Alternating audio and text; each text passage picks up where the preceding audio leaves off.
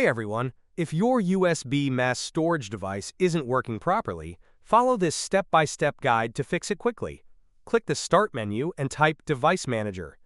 Click to open it. In Device Manager, scroll down and expand Universal Serial Bus Controllers. Look for any entries named USB Root Hub or USB Mass Storage Device. You'll need to repeat the following steps for each of those entries.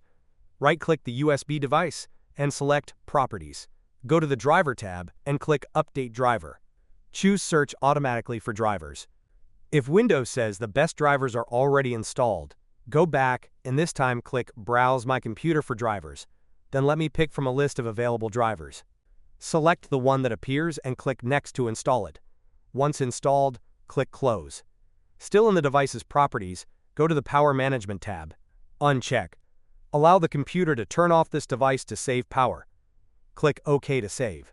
Repeat these steps for every USB root hub and USB mass storage device listed.